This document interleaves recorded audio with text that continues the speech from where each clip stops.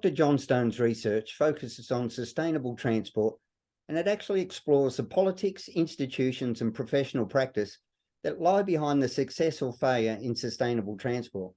Now, Dr. Stone says that offering alternatives to driving is also essential for many living in Melbourne's car-dependent suburbs, where a second or even a third car is an increasing burden for households that are being squeezed by higher interest rates and fuel prices. And he says that the quickest and easiest way to address both rising transport emissions and living costs is to reinvent our broken bus system for the 21st century.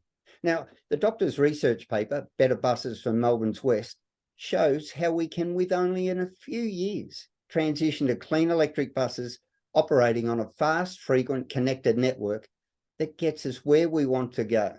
Welcome, Doctor. Thanks. You can call me John now, I think. Thanks, Michael. Great to be here. Thank you, John. Now, I was at the seminar the other day via Zoom, and I furiously scribbled down notes. So many notes. Would you like to talk us through your paper, the highlights from it, the Better Buses for Melbourne's West? Very happy to, Michael. I think to start with, we really do need to understand how important public transport is for life in the suburbs. It's something that everybody needs, and it's really a matter of fairness in the suburbs to give people the options to leave their cars at home more often. So really, I think it's a universal because we were talking earlier about people trying to get to TAFE, or young people needing that. So there's older people. If you look at how many people have a driver's license compared to the population, only it's only about 20% of the population has a driver's license. So it's young people, older people, people with disabilities. So public transport is really about giving everybody the option of being able to benefit from the riches that we have in a city. Yeah. Here in my electorate of Eureka, we have double the rate of 3-car households for the rest of the state.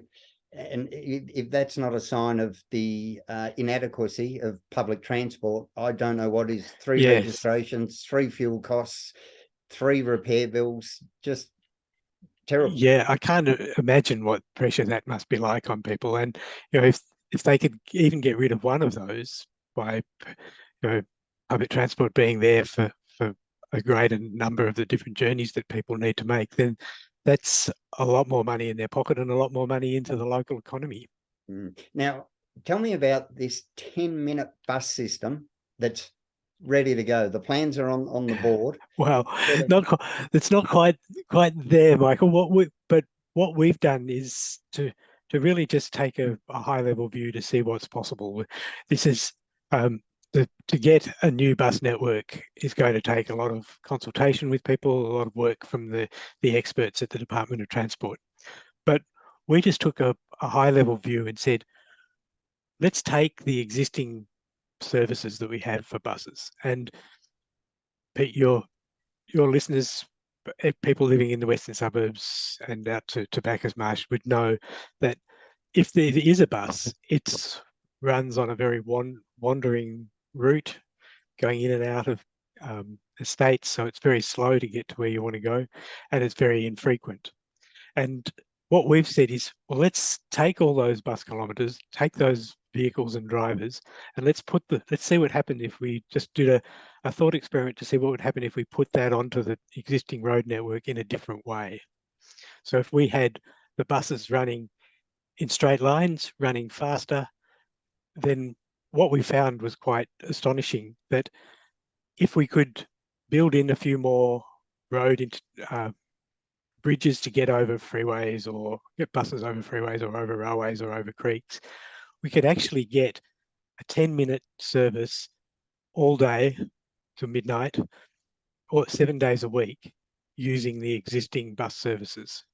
So what that would mean is the buses would have to be running faster. So you'd have to be getting them up to an average speed of about 30 k's. That's faster than we have even our smart bus services. So it would need quite a bit of work to get the priority for the buses on the road to be able to get to that level. But we wound that back a bit further and said, okay, let's just see what we could do with the existing road network and slower speeds. And it would still cost, you'd have to put in some more money to do that. But it's of the order of $30 million to look at the west, to Melton and into Sunshine, Footscray. So that sort of, that corridor of that area of the west. So that was pretty exciting to us, that you could actually get that, you could get a service that would give people 3 or 4 times the numbers of people who could get to a activity centre within half an hour. So people would walk a little bit further to their bus and then be able to get to all sorts of places across the west where there might be education, jobs, meeting their friends, or all the healthcare, all the things that we need in a city. Yeah.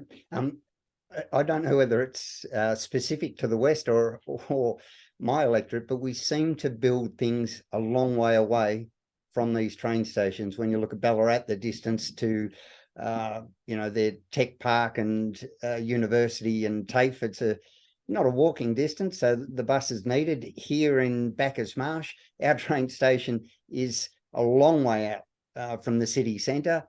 Melton, it's not that easy. And here in Bacchus Marsh, in my shire, we don't have services, we don't have the major banks, we don't have Centrelink, we don't have a reasonable healthcare, and no bus service to Melton.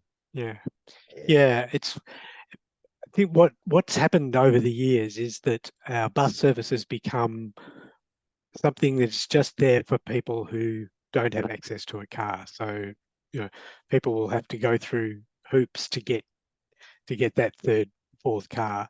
But if they can't do that, then the bus service is a sort of safety net, a very poor safety net for them. So really we have to start rethinking our attitude to public transport and saying it's something that should be there for everybody, because everybody's going to need it at some time in their life.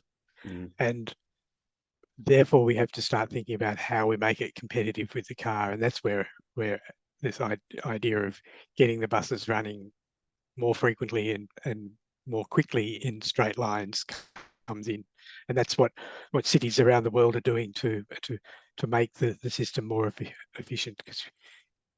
Yeah. Now we'll move on from the buses to the airport rail link. What is the configuration of the airport rail link done to the Melton and, of course, Bacchus Marsh line, as far as our ability to, be looked after in the future? Well, people might remember the first promises that were made about the airport rail and other rail developments in the West. There's a desperate need to electrify the railway to Melton and then give much more frequent service that you could connect into the buses so people from Bacchus Marsh could get into town quickly. And that was part of what was called the Western Rail Plan. It was going to get to the airport as well. But when they come to build the airport, and long standing promises to finally get around to doing that, and using the problem is the capacity of the line between Southern Cross and Sunshine.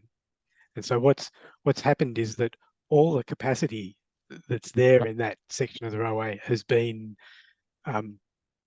allocated to trains going to the airport and trains going to through to Caulfield on the Melbourne Metro. So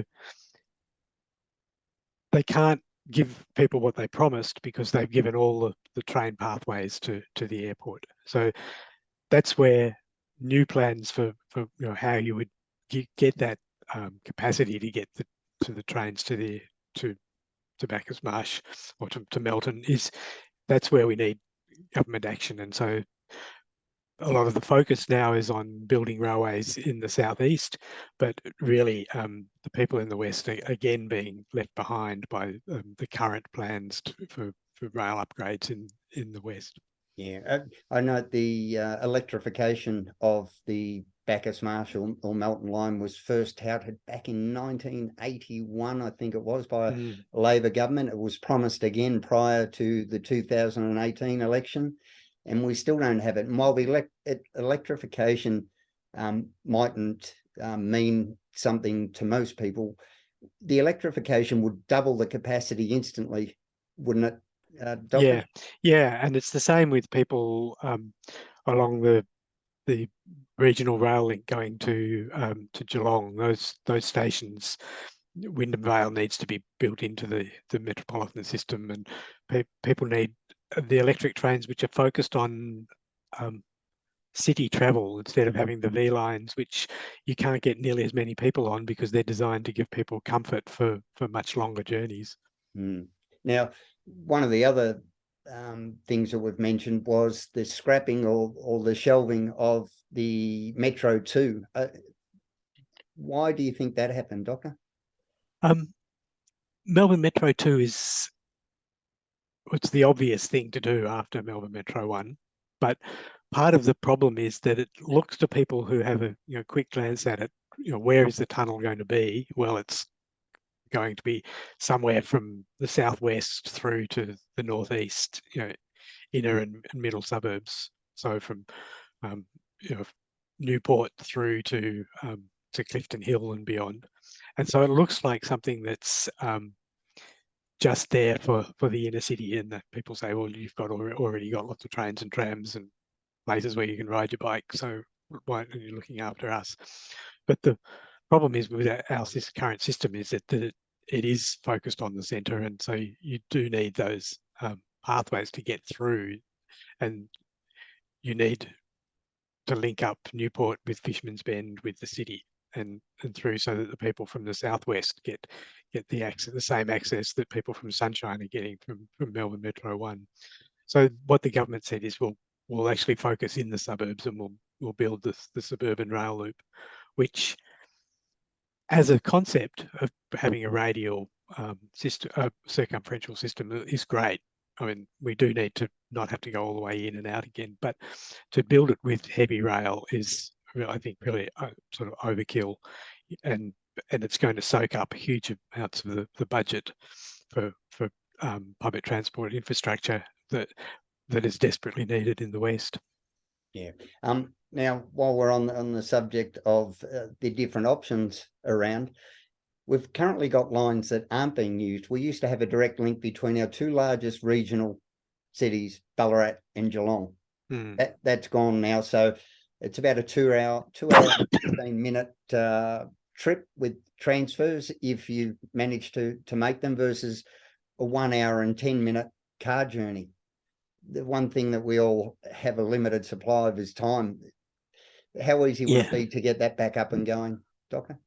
I'm not sure of the detail of that, but you hit on exactly the point that to make public transport work, it's got to be comparable in the sort of places you can get to and the time that you have to travel, and the reliability of it being there when you need it. So whether it be the buses and building a network, or whether it's linking up our regional towns, the most important thing is that all the services connect in both time and place. So we need to make sure that on the buses, that if you get out of one bus at an intersection, you can get on the other bus, and with a 10-minute frequency, your wait's fairly short. The same is true at getting from Ballarat to Geelong. That whether it be some sort of rail car, they use very sort of basically light rails in a lot of places in Europe to link regional centres. So rather than, because often what people do is, well, you want a train there, we're thinking a big train, heavy, lots of infrastructure. It's probably easier to upgrade the existing line to carry sort of basically trams, which would be what you would need, because while it's important to have that service, it's not going to be your big ticket item like people coming all the way into the CBD. And let's not forget too, we also have Alstom in Ballarat manufacturing hydrogen powered trains already. So as far as environmentally sensible goes. Yeah, that's the other part of the picture, is that because public transport has had such a poor track record in recent decades, and it hasn't had the investment it's needed to keep it up with what we need for the 21st century. We are going to have to build a new offer to get people back to public transport, and the service with the connections and the frequency that allow you to do that is fundamental. But the other thing that we can do to tip the balance in favour of people using public transport is to say we now have an option which is clean, it's quiet, which you can have Wi-Fi. You don't have to be on a jerky, horrible old diesel bus. We can have technologies, even bus technologies, which are clean. And so that's where electric buses are the way to go to start that process while we work out how we get transition away from our diesel trains as well. I recently had the opportunity to be in Hong Kong, and my goodness, what a public transport system. Trains run every 2 minutes during peak. And I was sitting on the train, Doctor, and I looked up and there was a sign up there that said, sorry for the delays, we're currently undertaking signalling work so that you can have more frequent trains. And I thought, every 2 minutes and they want more frequent. But the other thing, Doctor, you would see people running down the escalator to get the train, and there's another one in 2 minutes. And I would think, I never want to be that busy. No, exactly. I mean, you can see how wonderful it is in places like Hong Kong or Singapore, where people have done the work to get the public transport system up to scratch. But we have to be careful to make the comparisons to Hong Kong, because people always go, oh, look at all those high rise, look at how close people together living, look at how impossible it is to drive.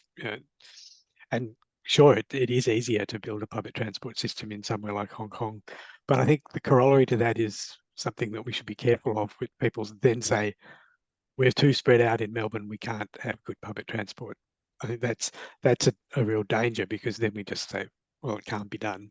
Yeah. And if we look at Auckland, Vancouver, Toronto, all have suburbs very similar to ours, and all have found ways to make their public transport work better than we do in Melbourne. And Auckland is a really interesting example, because they've actually done the work to reframe their bus networks so that people, to get into town, get instead of having all the buses going all the way into the city, some feed into a bus rapid transit, express bus lanes, and that's meant that it's cheaper to get higher service. It's exactly the same principle that we're looking at for the West, of concentrating your routes so that we get more service. And that they, before the pandemic, they've been upgrading their very small rail system as well, and they got to the point where they were getting an increase in patronage on their public transport system, which was 5 times faster than the rate of population growth. So they were getting people out of their cars and into the public transport system. So our sense is that this is possible. It's been done elsewhere, and we are in a position where the current minister, Ben Carroll, has got a bus reform plan, and it's talking the same sort of talk that we are, with frequency and connections and so on. But the thing that we need to be focusing on in this election is, what can we do to put that to the minister in a way that he says, okay, I'm going to do that in my next term, rather than just have something that's nice on paper but doesn't have the practical on the ground reality. Well, I've got a proposal for you, Doctor, to push, and it's an opportunity that's come about. I love the saying that innovation happens within constraints. We've just had 2 Labor business cases put forward for just outside of my area, Melton, the upgrade of the Western Freeway and the Melton TAFE business cases forward. If ever there's a chance to convince people to do it, to get them on, to give them a taste, to see how good it is, if they start upgrading that Western Freeway, I still remember when they put the wire barriers, the safety barriers down, the havoc and the time that caused, if they get their public transport, make it, as we said, viable, reliable and functional in place first, and we get people going, I can sit in that one lane for 2 or 3 hours, my car spewing emissions, or I can at least get on the train for the next 6 months, however long until the traffic congestion is eased. Yes. That would get people convinced. And the same with the Melton TAFE proposal. One thing building it, but does the proposal include how we're going to get people from my electorate of Eureka to that TAFE? Because we don't have that TAFE. In Bacchus Marsh, we've only got 2 secondary schools, and a lot of children are already become disengaged and would be well served by having the option of a TAFE. Yeah. So that would be my chance to go, look, we need to get this done now before you commence that, to ease the pain and the emissions that are going to be caused. Yes, you're absolutely right, Michael, because basically what people will do what they have always done unless something gives them the push to make the change. So, and you've got to be able to show people that the public transport alternative is better. It's much easier to make it better when the road often gets strangled for a while. Yeah. And so, that, and then, so it's really important that governments take the opportunity of trying to build that sort of opportunities for behaviour change into whatever they're doing with their infrastructure.